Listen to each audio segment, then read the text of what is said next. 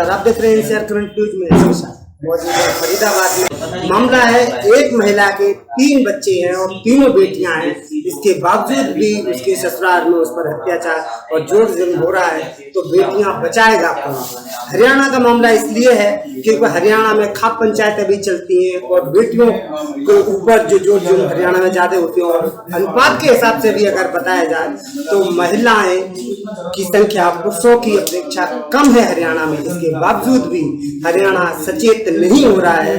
BJP की सरकार है हरियाणा में और बीजेपी का ही नारा है कि बेटी बचाओ बेटी पढ़ाओ, लेकिन हरियाणा में बेटियों के ऊपर जो अत्याचार हो रहे हैं, ये जो बढ़ावा दिया जा रहा है, ये किसकी तरफ से? नेता, प्रशासन, इसमें कौन कौन लोग शामिल है, ये तो हम महिलाओं से बात करने के बाद ही बता पाएंगे। पूरे देश में जो मामला चल रहा है वो बेटियों को लेकर बड़ी सतर्कता दिखा रहे हैं कि बेटियों की सुरक्षा को लेकर है, पढ़ाई को लेकर है, महिलाओं की सुरक्षा को लेकर है। लेकिन जब घर में ही महिला सुरक्षित नहीं होगी तो बाहर बाजारों में और रोड पे उसका अर्थ क्या होगा? हम चलिए बात करते हैं महिलाओं से। सबसे पहले आप अपना परिचय बता दें। सर, मेरा नाम मीना है, मैं बड़ाना चौक पर रहती हूँ, मंडला इंक्लेव पार्ट 2 में। मेरे पति का नाम सचिन है। सर, ये मेरे को टॉर्चर करते हैं। मेरा बेटा खत्म हो गया था, मेरे पे 3 बेटी हैं जो कि ऑपरेशन से है तीनों। चौथा ऑपरेशन भी हुआ, उससे बेटा हुआ, वो खत्म हो गया। सर, शुरुआत से चालू है इनकी। पहले दहेज के लिए मारा पीटी करते थे कि गाड़ी नहीं दी, अंगूठियां नहीं दी, हमारी में ये आता है वो आता है। एमआई का शोरूम है ना। फिर मेरे पे लड़की हुई तो इन्होंने मारपीट करी कि इसने बेटी को जन्म दिया है। मेरे इन्होंने हाथ भी तोड़ रखा है, जो इन्होंने सीधा भी नहीं करवाया। इन्होंने ऑपरेशन भी नहीं करवाया मेरे हाथ का, और मेरी मम्मी के घर छोड़ गए थे मुझे। अच्छा, तो जो 3 बेटियां हैं अभी आपके साथ ही हैं? हाँ जी, मेरे साथ ही हैं। और अभी आप रह कहाँ रहे हो? अपने मायके में रह रही हूँ। ससुराल में नहीं रह रहे? नहीं। कब से मायके में रह रहे हो? 1 महीना हो गया मेरे को। किस बेस पे निकाल दिया? अभी किस बेस पे आपको मायके में छोड़ा है? सर, बेटे की वजह से छोड़ा है कि तूने हमारा बेटा खा लिया। कब हुआ था बेटा आपका? सर, दिसंबर में हुआ था, 18 दिसंबर को हुआ था, जो 19 दिसंबर को वो खत्म हो गया। वो मेरा भी तो कुछ लगता होगा, मैंने भी तो उसे जन्म दिया था।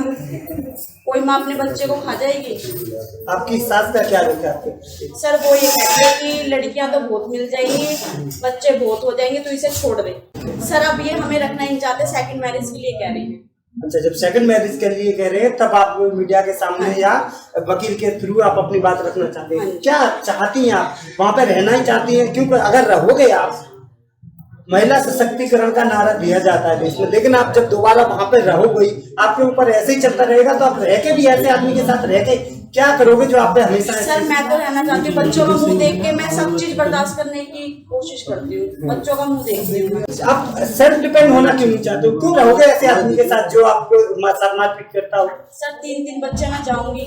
आप अपना परिचय बता दें। सर, मेरा नाम कामनी है और हम दोनों एक ही घर में हैं। सर, आपके साथ क्या होता है? सर, मेरे साथ मैं तो उससे पहले ही आ रखी थी। सर, इन्होंने मुझे मारपीट करके इन्होंने घर से निकाल देते हैं। ये दोनों भाइयों की हालत एक जैसी आदत है क्या? ये सर, एक जैसे सर, ये चारों ये है सर। मेरे सासू सर, मेरे हस्बैंड और सर मेरे देवर है। अच्छा, ननद भी है आपकी कोई? नो सर, ननद नहीं है सर, ये 2 ही भाई हैं। नहीं, कहीं पे मामला आता है कि ननद वो भौजा में नहीं बनती, लेकिन यहाँ पे मामला तो आपके हस्बैंड और आप लोगों में नहीं बनती, तो कहीं ना कोई कारण आपकी भी कमी का हो सकता है कि आप में भी कोई कमी हो जिसके कारण न बनती हो? सर, नहीं, बस अब उन्होंने सेकंड मैरिज की लगी हुई है कि बस दूसरी शादी हो जाएगी। मेरे पास तो एक बेटा भी है, उसके बावजूद भी सर मेरी कोई कदर नहीं है। मेरे पास एक बेटा एक बेटी है सर। आपके पास 2 बच्चे, तो आपकी कदर क्यों नहीं है? आपको क्या कमी लगती है आपके साथ में आपके हस्बैंड को? सर, पता नहीं क्या कमी लगती है, वो तो उन्हें पता होगी सर। आप काम कुछ बाहर भी काम करती हैं? सर, मैं टीचिंग करती हूँ सर। टीचिंग करती हैं? Yes sir. तो अभी आप कहाँ रह रही हैं, ससुराल में या मायके में? सर, मैं मायके में रह रही हूँ सर। दोनों लोगों को बाहर निकाला है क्या उन्होंने? सर, मैं तो पहले ही आ चुकी थी, मुझे 6 महीने हो गए, 6-7 महीने हो गए हैं सर। और ये सर 1 महीने से है क्योंकि इसका बेटा एक्सपायर हो गया, तो अब बेटे की वजह से सर टॉर्चर किया जाता है। आपको किस लिए बाहर निकाल दिया? आपसे क्या कमी? सर, मुझे मारपीट करते हैं और सर मेरे हस्बैंड जो है वो वर्किंग वगैरह कुछ करते ही नहीं है सर। नहीं, तब तो उन्हें आपसे फायदा है ना, क्योंकि आप बाहर से काम करके लाती हैं, पैसे कमाती हैं, उनको देती हैं, तो आपको क्यों निकाला? क्या रीजन है? आपकी तरफ से भी लड़ाई झगड़ा होता है कहीं वहाँ पे? सर, मेरी तरफ से तो कुछ नहीं होता। मैं तो सर अपने बच्चों का मुंह देख के सर कॉम्प्रोमाइज करती हुई रहती। इतने साल हो गए सर, बच्चों का मुंह देख के मैंने सब चीज कॉम्प्रोमाइज करा था, लेकिन सर अब पानी सर से ही ऊपर चढ़ गया है सर। अब तो ये सर रहने ही नहीं देते सर, घर से निकालते हैं डायरेक्ट सब। सब चीज बर्दाश्त करने के बावजूद भी ये घर से निकालते हैं सर, हम कहाँ जाएंगे सर। आप लोग चाहते क्या हैं, प्रशासन से क्या कहना चाहते हैं? सर चाहना क्या सर, बस इंसाफ चाहते हैं। मतलब लड़कियां हैं तो ये कुछ भी करेंगे क्या? आप क्या चाहती हैं? सर मुझे तो उस घर में रहना है, अपनी बेटियों को पालना है, ये मेरे को रखना नहीं चाहते और डिवोर्स मांग रहे हैं, सेकंड मैरिज करने की कह रही है। जब आप वकील के पास जाएंगी, वकील जो है केस को अदालत में पेश करेगा, तो कुछ भी हो सकता है वहाँ पे। रहोगे नहीं रहोगे वो तो फिर जब कोर्ट में मामला चला गया तो कोर्ट डिसाइड करेगा कि कैसे रहोगे, क्योंकि वो भी अपना पक्ष रखेंगे। तो उस स्थिति में अगर कोई भी सिचुएशन ऐसी बनी तो उस पर आप क्या करोगे? सर मुझे कोर्ट का फैसला मंजूर है। मामला है ये जो भी आपके पास पहुंचा है और मीडिया के समक्ष इन्होंने रखा सर है। ये 3 साल से मेरे टच में है। 3 साल पहले भी हमने इनकी तरफ से एक FIR दर्ज कराई थी। जो मेरी क्लाइंट मीनू है, इन्होंने अपने ससुर पे एलिगेशन लगाया था कि जब ये नहा रही थी और वो इनके बाथरूम में घुस के इनके साथ छेड़छाड़ की।